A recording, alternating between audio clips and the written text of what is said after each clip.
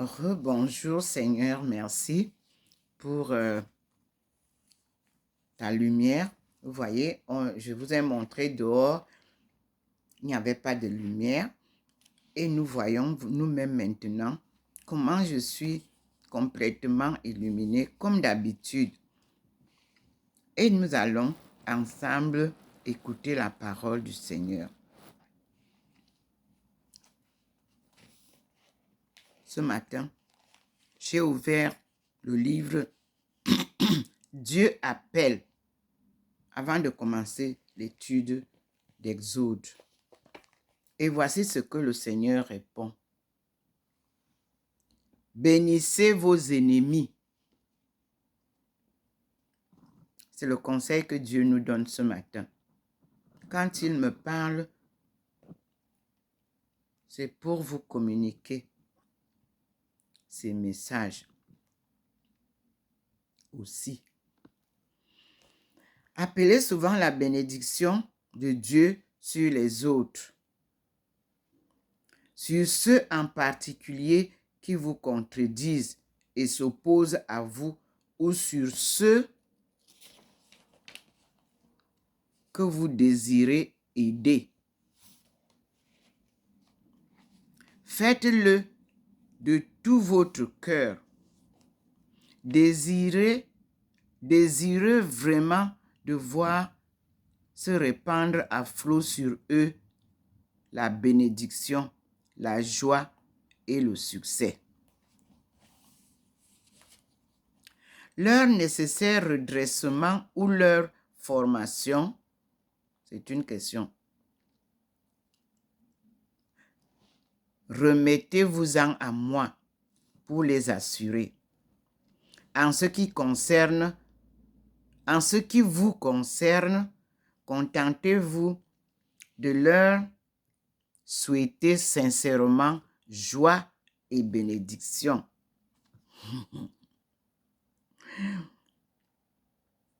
Or, vous en êtes encore à demander qu'ils soient repris et corrigés.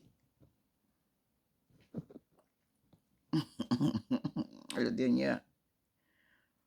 Ah, si mes enfants voulaient bien ne pas se mêler de mes affaires et s'en tenir à ce que je leur demande. Aimez donc. Je le répète. Aimez encore. Aimez toujours. L'amour vous fera surmonter toutes vos difficultés. L'amour vous qualifiera pour tous les succès que Dieu vous réserve. Magnifique. Dieu en qui le mal perd toute réalité. Dieu en qui le bien, au contraire, trouve sa réalité. Dieu est amour. Quand vous vous aimez les uns les autres, vous laissez Dieu agir dans votre vie. Or, laisser Dieu agir dans sa vie, c'est permettre à cette vie de répandre tout ce que l'homme peut manifester d'harmonie, de beauté, de joie et de bonheur.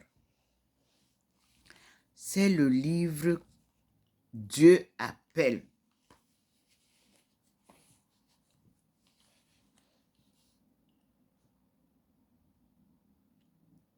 Merci Seigneur. C'est la parole inspirée de Dieu. Je crois que il m'écoutait comme je disais tout à l'heure. Et voici sa réponse.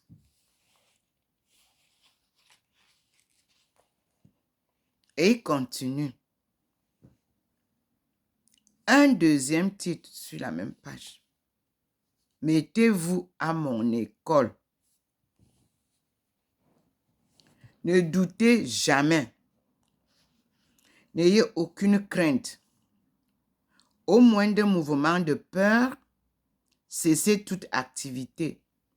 Arrêtez tout et retrouvez en moi dans le calme votre joie et votre force. C'est pas ce que j'ai dit ce matin-là? Oui. La peur nous a gagnés. On se sert de ce mot-là.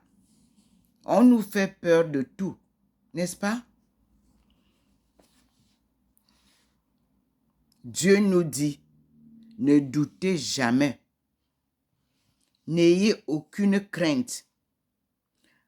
Au moindre mouvement de peur, cessez toute activité. Arrêtez tout et retrouvez en moi, dans le calme, votre joie et votre force. Je continue sa lecture.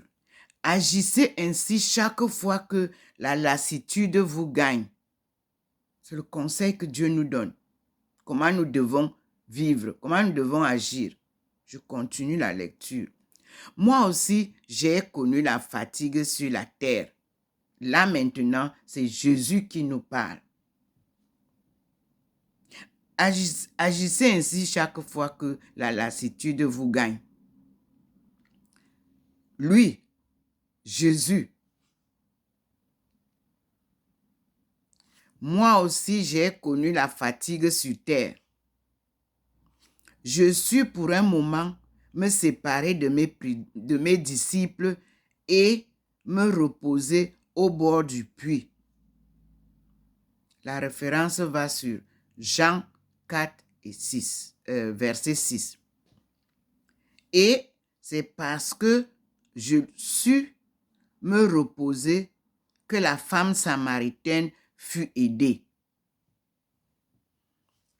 Les temps de retraite paisible préparent toujours les nouveaux miracles. Mettez-vous à mon école. Lorsqu'on accepte de tenir compte des faiblesses de la chair, sauf en ce qui concerne le péché, on accepte avec moi son humaine condition. Il me fallut apprendre à mes disciples à se renouveler spirituellement et à se reposer physiquement. Songez à l'exemple que je vous ai donné en dormant à la poupe de la barque, la tête sur le coussin. C'est Marc qui nous rappelle ça. Mais je vous dis que si nous retrouvons l'évangile selon Jésus-Christ lui-même écrit, nous allons retrouver ça comme tel qu'il a écrit ça. Et nous comprendrons mieux. Je reprends le passage. Il me fallut apprendre à mes disciples à se renouveler spirituellement et à se reposer physiquement. Nous sommes trop stressés, mes frères et sœurs. Nous courons à la perte de nos vies pour chercher de l'argent qu'on ne trouve même pas. Je continue. Songez à l'exemple que je vous ai donné en dormant à la poupe de la barque, la tête sur le coussin. Référence Marc 4, verset 38. Mes disciples se crurent abandonnés. Ils s'écrièrent, mais, entre guillemets, Maître, cela ne te fait rien que nous périssions? Fermez les guillemets. Il me fallut leur faire comprendre que dans le plan du Père, il y a autre chose qu'une activité de tous les instants. Dieu est omniprésent, mes frères et sœurs. Son plan est le meilleur pour nous. Je continue la lecture. Quand Paul déclarait, ouvrez les guillemets, je puis tout par celui qui me fortifie, fermez les guillemets. C'est Philippiens 4, verset 13. Il ne voulait pas dire qu'il pouvait tout entreprendre à son gré, en comptant sur moi pour recevoir les forces nécessaires.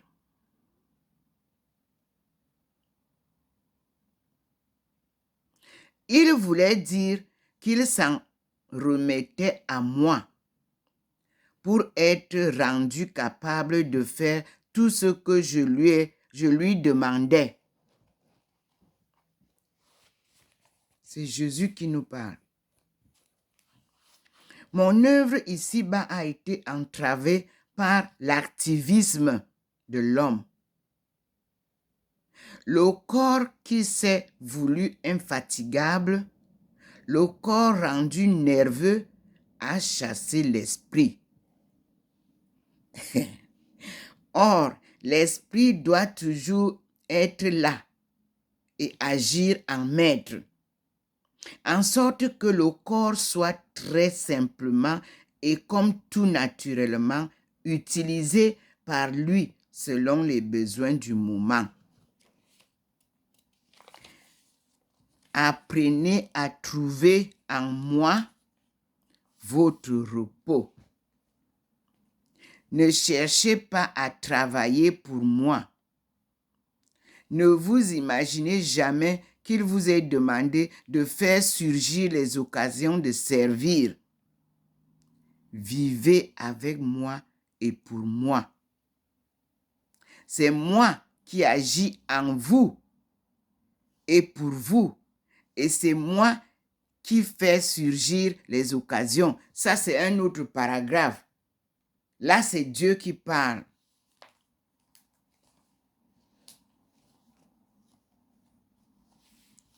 Nouveau Testament, j'ai dit tout à l'heure que les disciples ne peuvent pas nous donner tout le contenu de A à Z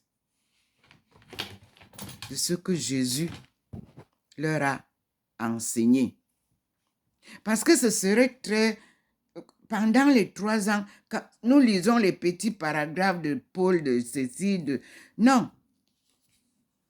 Ressortez-nous l'évangile selon Jésus, écrit par Jésus. Vous voyez que Dieu nous a dit, mettez-vous à mon école. Il nous a dit, ne doutez jamais.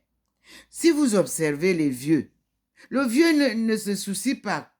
Les vieillards, ils étaient comme ça, même à la jeunesse. Ils n'avaient peur de rien. La mort vient, c'est naturel. Il pleut, c'est naturel. Il fait chaud, c'est naturel. Donc, ils ont vécu selon le temps dont nous savons que c'est Dieu qui est le temps.